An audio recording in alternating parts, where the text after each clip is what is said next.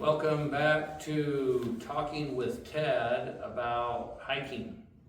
In this particular segment on flora for hikers, we are going to examine fruits, and some of these will be things you wouldn't normally expect. So, the main thing is we are going to try to answer the question, what is it that you're looking at? Okay. I asked a couple of people, I held up this fruiting body to a couple people, and I said, what is it? A weed was the answer. Okay, no, this is not a weed. These are fruits, okay? And you can tell they're fruits because as you take a closer look and you get these things, what are inside of fruits? Seeds, okay? These happen to have tufts of hair so the wind will blow them. All right, so right off the bat, we see that there are fruits that are dry, okay? So we're going to use a tool, which is called a key, okay? You know how keys are, they unlock things, all right? So we're going to unlock the identity of these things that we're looking at. We are going to get some help from some of our resources that we've used before, like Lawrence, which has one version of a key. Porter, another version of a key, okay? This key that I'm going to use from CSU BioWeb, okay, is a dichotomous key. All right, so it splits into branches, and each description in a pair leads you down a path, okay, and they are meant to be somewhat distinct, make distinctions: fruit fleshy or fruit dry. And when you accurately identify what you're looking at, and then you follow that path, and it continues to split until you have the identity of what you're looking at. Okay. Now, why do we care about fruits? Why don't we just look at leaves or stems? All right. So first of all, let's look at what a fruit is versus what a vegetable is. A vegetable is from a vegetative portion of the plant. Roots, carrots. Leaves, spinach. Stems, celery. Those are vegetative parts. Fruits come from a ripened ovulary. In an animal, you call it an ovary. Okay, it has a seed. It's about reproduction. In Porter, he says this: the fruit of a flowering plant is defined as a mature ovary, its contents together with other floral parts that may sometimes adhere to it, as we will see. The fruit is often an important, if not the most important diagnostic feature of a family or genus, okay? You will have legumes, okay? That is from, you know what those are. They come from one family. If you spot that on a plant, you know you have a pea family, and now you can eliminate 99% of the other plants in the state, if you even just knowing one aspect of the plant, the fruit, okay? Because it's genetic. Other aspects, how big it is, the color can be influenced by the environment, and that does not help us understand the relationship of this plant to that plant to the other plant. And once you understand the relationships, you're going to, as I have said previously, start to understand what a family of plants, rose, cactus, grass, orchids, lilies, etc., pea, citrus, look like. And you recognize the family, and then you have just the most efficient way to eliminate the other possibilities. Okay, so you have to know what you're looking at. Now, he goes on to say,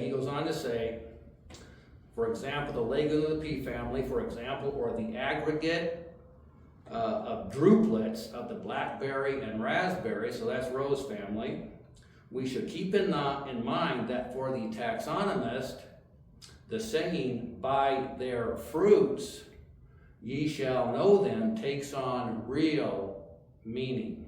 Okay, that's an ancient understanding. You have an acorn, what do you have? You have an oak tree. Okay, so Porter, Benson, and we have Plants for Man by Sherry. Okay, we're going to get some figures and illustrations from these books. We've looked at flowering plants of the world before, and we're going to borrow some illustrations from these resources. Okay. All right.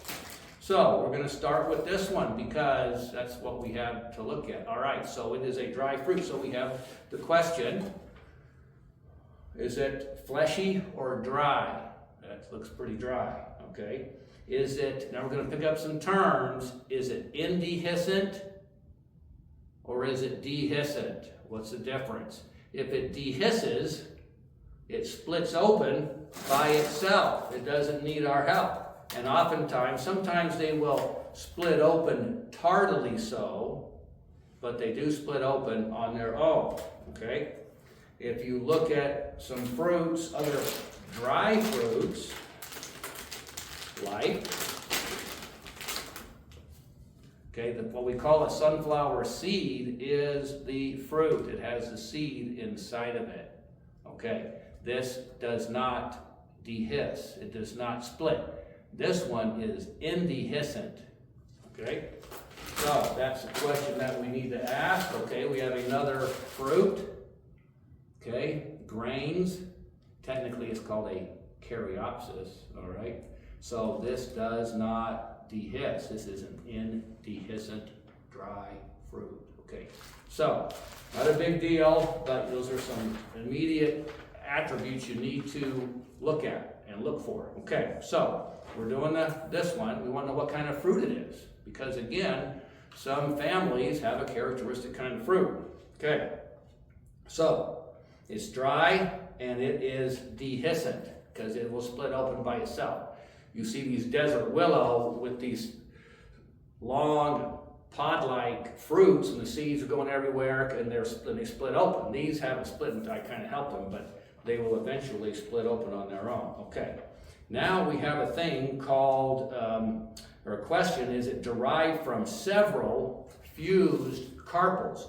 If you look at fruit, and a citrus makes a good illustration here, all right? So each one of the segments within a lemon is a carpel. It's a segment within the pistil that forms a unit, okay? And so how many carpels are there makes a difference. How many pistils are there makes a difference, okay? So this one is made up of each one of these grooves or angles where it splits, and so it's going to have several carpels, okay? So it's not a single or a pair, but it's several, okay? They're fused together. They open by slits or pores. Sometimes the slits open up the carpel and expose the seeds. Sometimes it splits along the septa or the wall of the carpel, and it just comes off as a unit, okay? So it's a septicidal capsule, loculicidal capsule, or a poricidal capsule. At this point, we're just concerned to know that it is a capsule. That is the kind of dry fruit that it is. And there are other families of plants like penstemon, agaves, that have capsular fruits. Okay, so that's what we're looking at with that one. Dry fruit, dehiscent, several carpels. That's only like 3 characteristics and you got it. Okay, so it's not too tricky. Again, what are you looking at? What is it? Okay, this is the seed from within a larger fruit.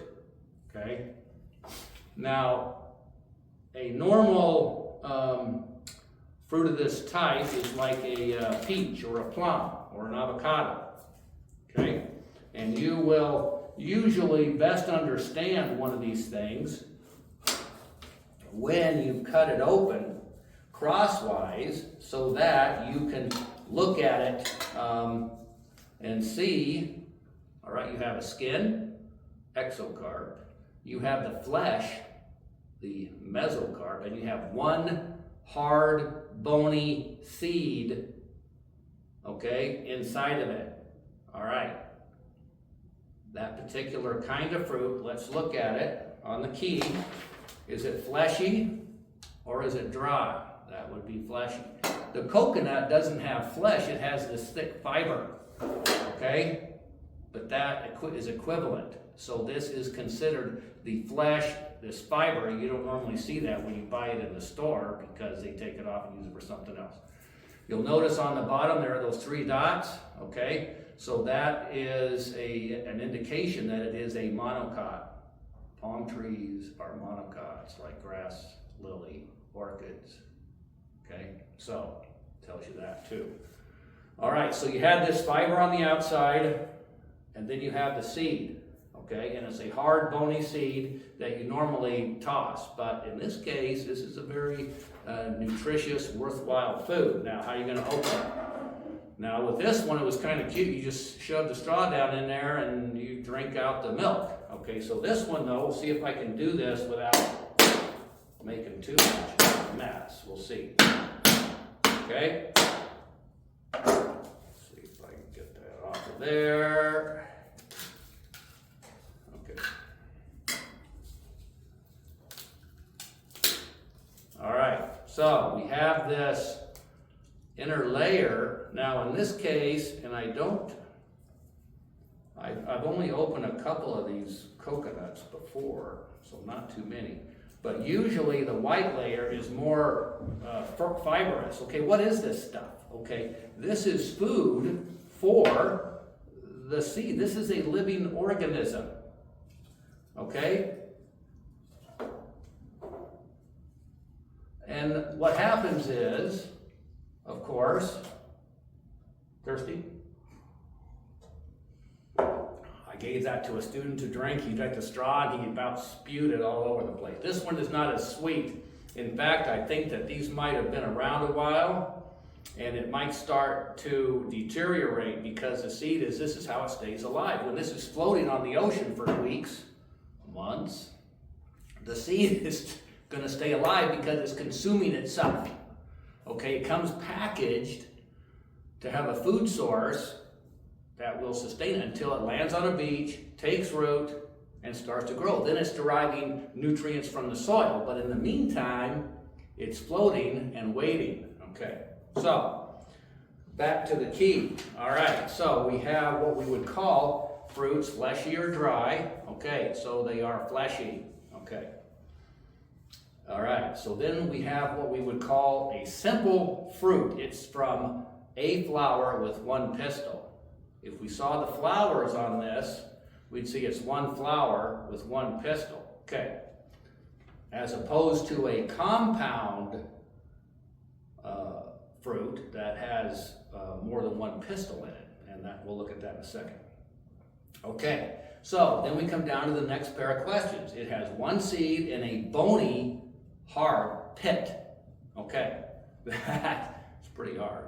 Okay, the avocado, pretty hard. You just don't generally eat that. Okay, therefore, now we have the identity of the fruit. It is a drupe. Okay, so it is a drupe. Fruit, avocado, coconut, peaches, plums, cherries are all drupes as a fruit type. Okay, now let's look at the pineapple since we're on this little bit of an exotic realm here. And so we're going to look at this structure and ask, what is it? Okay, so each one of these little segments here, if you saw this developing, it is a collection of flowers. Okay, so we know if we cut into this thing, okay, fleshy or dry, that's fleshy. Okay, and then what we want to know is Is it simple or compound? Does it come from one pistil, one flower, or from many? This comes from many flowers. Okay, then they all develop and mature into one fruiting mass. Okay, so now we come down to the compound. Is it from one flower or from many flowers? Okay, so this one is from many flowers, therefore it is called a multiple fruit. All right, we have another example of that with our figs. Okay, and here you have many flowers that are pollinated all on the outside. This, a fig, has a hole in the bottom, and it's got a ton of flowers, separate individual flowers on the inside. The wasp goes inside of there. Some of the flowers are male, some are female, and it pollinates them. Some of the eggs it leaves behind then end up, consuming the fruit. Okay, so when you eat it, could be eating wasp larvae. That would be cool, huh? Okay. But you have a whole bunch of separate flowers within this structure, okay? So this is another multiple fruit, okay? Many flowers. Mulberry is another example, okay? I'll sample that to make sure it's okay. Now, the other example I want to show you along that line is, so we have blackberries, one flower but many pistils, okay? So it's still a compound fruit, but it's called an aggregate or accessory fruit. All the pistils from one flower develop into a single fruit, okay? Another example of compound, okay? All right, a couple more examples. Strawberries is another example of that. I want to give you one more example, two more maybe. All right, we know what that is. What kind of fruit is it though? Okay, we would call it, I think you would call it fleshy. Okay, and then it's going to ask you in the key about that, what you're eating. You don't eat the fruit. The fruit is this core with this papery, cartilaginous wrapping around it that you discard usually. The apple core is the actual fruit. Okay, so this fleshy fruit with that kind of a core, many seeds, is called a pome. Pears, apples are pomes. Okay, I want to do the other dry fruit here. Okay, you would agree that it's a dry fruit. Okay, and when you split it open,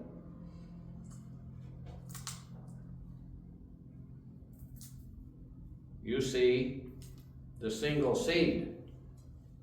Okay, that's the seed. The whole shell thing is the fruit. When you have a space in between the dry fruit like that, it's called an achene. If you have no space in the fruit, you call it a grain or a caryopsis, okay? The most important family of flowering plants is the grass family because it feeds more people and animals than any other group on the planet. All right, so we have an eggplant. And so some of these fruits, I'm going to just give you it doesn't always have to be called a berry to have a skin and the flesh all continuous and the same through it. So you really don't make a distinction, okay? If you have a lemon, okay, the rind is different and distinct from the flesh. So this with the rind on it is called a hesperidium. If it has a rind around it, like watermelon cantaloupe, is called a pepo. That's the kind of fruit that it is. What about an eggplant? You eat the flesh all the way through there. This is the same type of fruit as a tomato, because the flesh is all the way the same, all the way through it. This is a berry. This is a berry. Cactus produce a berry. Grapes are a berry. Peppers are a berry. Okay, so Lisa's looking at me like I've lost my marbles, but no, it is botanically true. According to my professor, Dr. Pinkerman at ASU, just an argument over what's a fruit and what's a vegetable went all the way to the Supreme Court. I don't know how that turned out, but botanically, that's a fruit and it's a berry. All right, so I want to just introduce this to you. It's an extremely important concept. People are so confused about this stuff, needlessly so, okay? A fruit, ripened overeat, the best tool to identify them is with a key, and there are several versions of this. Understand that they can be fleshy or dry, and then you're looking at how the skin is, how many flowers it comes from, because that gives you the most reliable genetic basis to know what you're looking at. But you have to recognize what you're looking at, okay? And oftentimes the things with funky colors or shapes that don't fit like a normal green, brown, stem of it's a fruit. Okay, so enjoy those fruits.